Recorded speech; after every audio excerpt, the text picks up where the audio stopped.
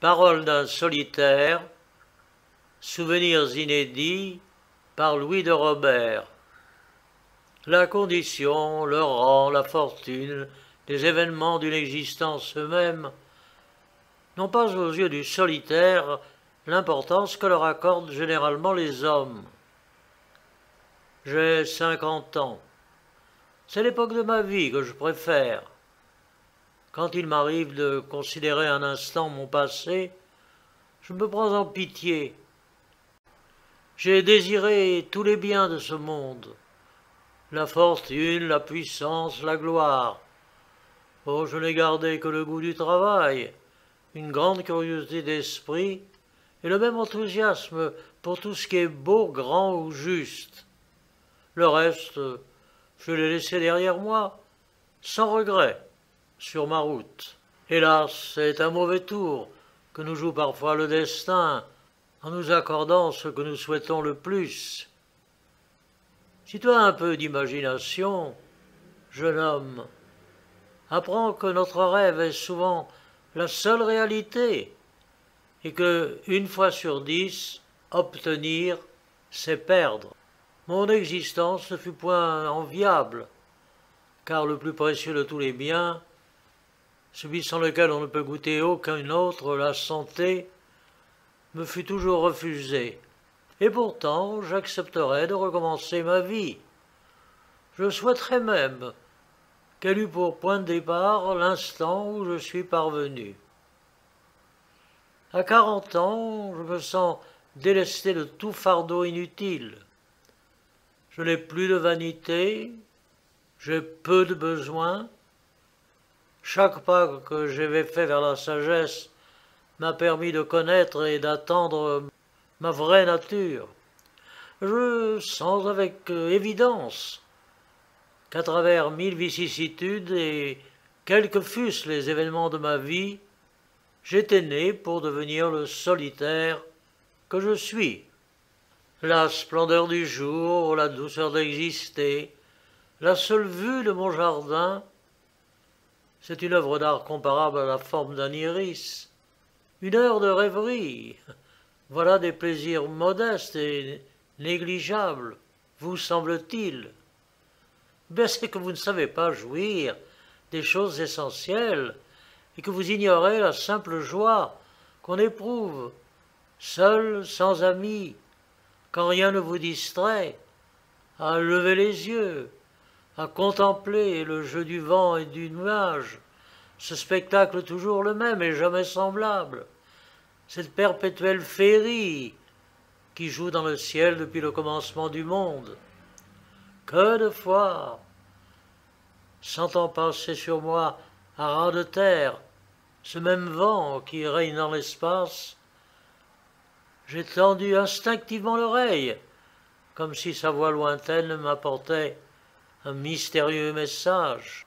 Est-il besoin d'être poète pour goûter cette ivresse chaste de l'âme à suivre là-haut ce nuage qui glisse, qui change de forme, qui se divise, qui se fragmente, pour se dissoudre lentement dans un silence éternel?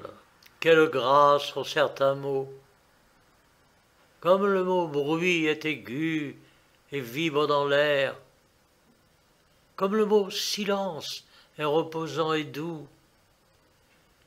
Et ceux des saisons, hiver, ce n'est pas laid, hiver, c'est mâle, c'est discret, décoloré. Mais printemps, quel élan, quelle jeunesse! Cela s'élance, c'est étoffé, pimpant, sonore, cela chante. Et l'été, est-ce que ce petit mot bref et bien équilibré ne peut pas admirablement, par sa forme écrite et le son de ces 2 syllabes, la saison du milieu? Graphiquement, cela figure une balance, avec ses 2 plateaux égaux, été. On peut l'aborder dans tous les sens. Il est immeuble. On peut le lire de gauche à droite et de droite à gauche. C'est toujours été.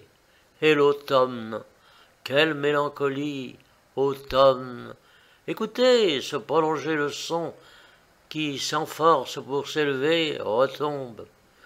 Cela endort l'oreille. Voyez comme son M suivi du N fait descendre par degrés la dernière syllabe et lui donne cette gaieté triste, cette grâce triste de déclin. Quelle douce journée il fait, quelle est muette, quelle grâce est là. C'est l'automne. Combien je goûte cet enveloppement divin, cette présence secrète, cette âme partout répandue. Tout dans la nature prend un air de confiance et de confidence.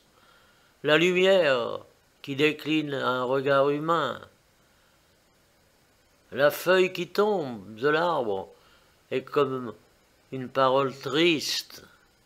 Automne, cher automne, dont la morne féerie a toujours tant d'empire sur mon cœur. J'ai vu affaiblir la lumière sur le rideau de sapin qui limite ma vue. La dorure de cette lumière sur les sombres blanches, le charme un peu mystérieux de cet éclairage, tant de puissance poétique que délivre l'automne, ont sur l'âme une action incomparable, dont, pour ma part, je ne me lasserai jamais.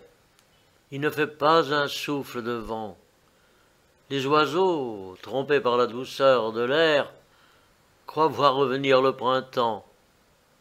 On entend ces légers cris, ces chuchotements, ces essais de chant qui en avril s'échappent des arbres et qui aujourd'hui, en cette saison penchée, tombante, où tout glisse vers le déclin, l'hiver et la mort, sont singulièrement émouvants.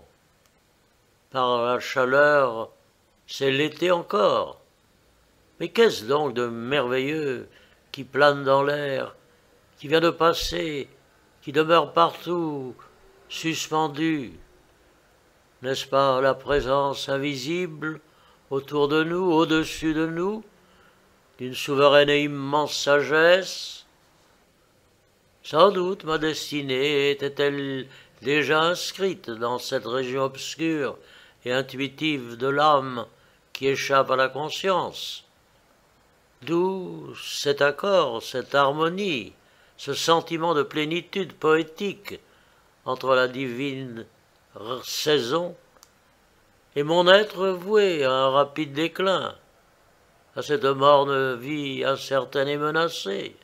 L'homme peut jouir de ces dernières journées de fête, de ce triste enivrement, de cette atmosphère qui s'est détendue, alanguie, de ce doux enveloppement si tiède, doré, si velouté, qu'on le dirait affectueux,